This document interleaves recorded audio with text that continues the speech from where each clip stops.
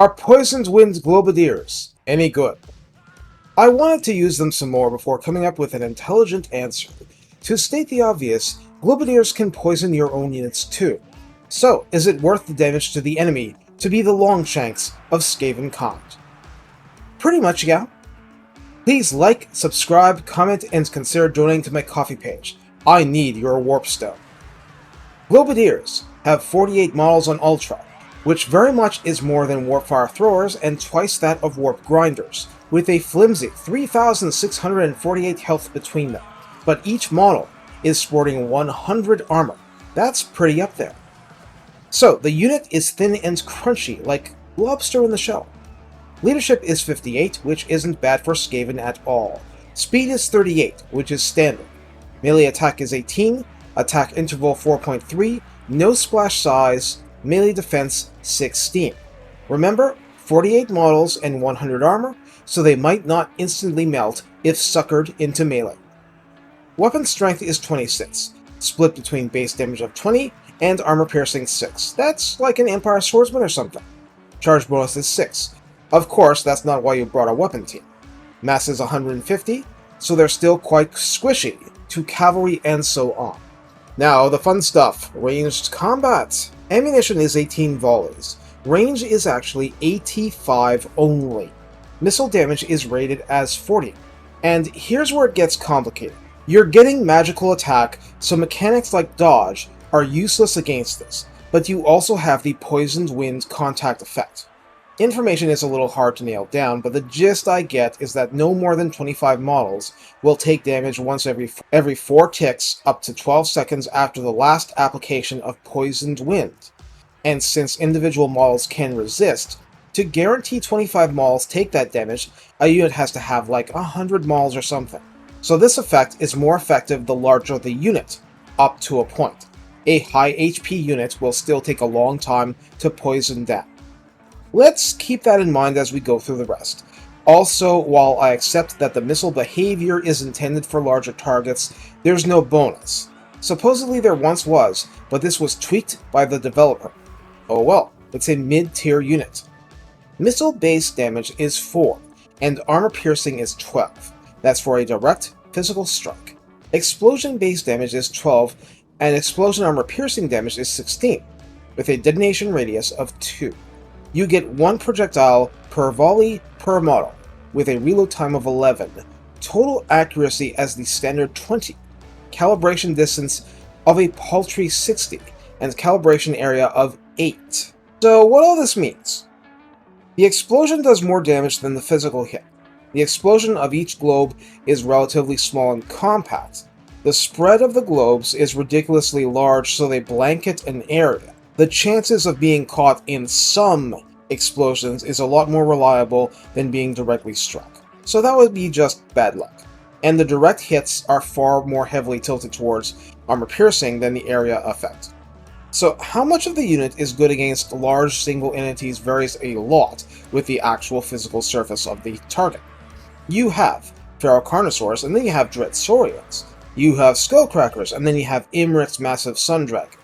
What we can safely say is that this is amazing against cavalry units, although a little less so when dealing with monstrous infantry and cavalry such as Bull Centaur Renders or Minotaurs.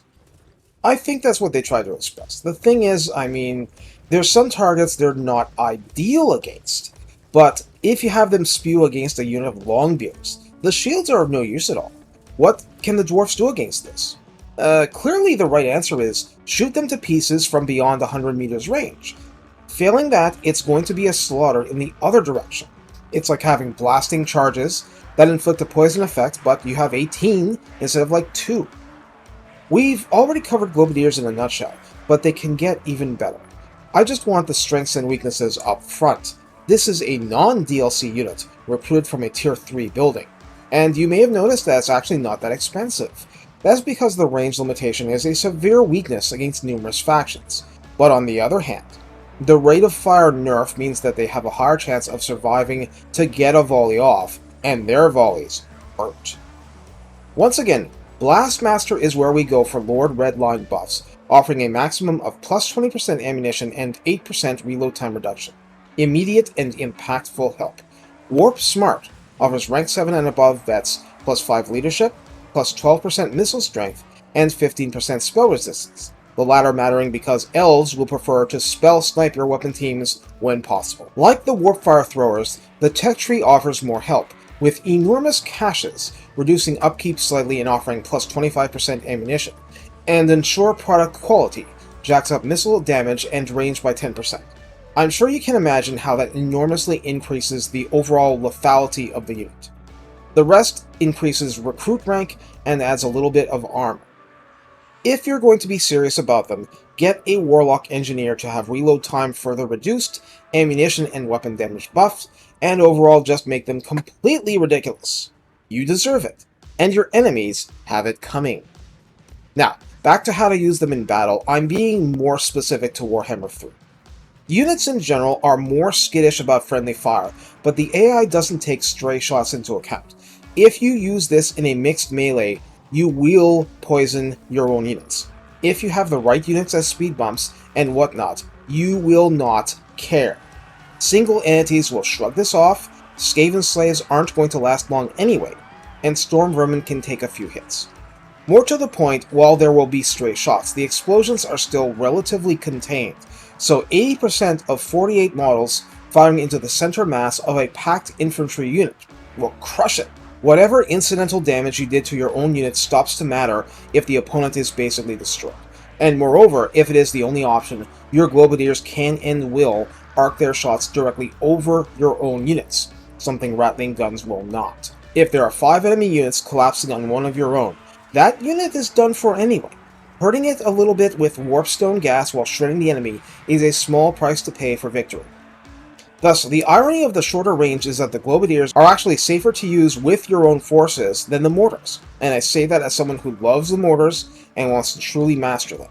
Safer is by degree, but yeah, all disclaimers aside, the Globadiers tend to hit the right parts of the blob, and then there's not much of a blob left. These tactics break down largely or completely against single entities and are less effective the smaller and smaller your targets get, like a half-strength unit of 8 trolls in melee against your Storm Vermin. In that case, yeah, just stop shooting. Despite these shortcomings, Globadiers synergize far better with a strong front line than a lot of what the Skaven have to offer. I know that's usually heresy for Skaven builds, but if you're not in late game and all you have is a tier 3 weapons team building, crank a few of these out and don't look back. Like Longshanks said, the poisoned wind globes will hit the other side's guys too, as long as you're hitting more of them than your own, or your own dirty rats are just that expendable, you will win. Take care, and have fun violating the Chemical Weapons Convention. It's a video game!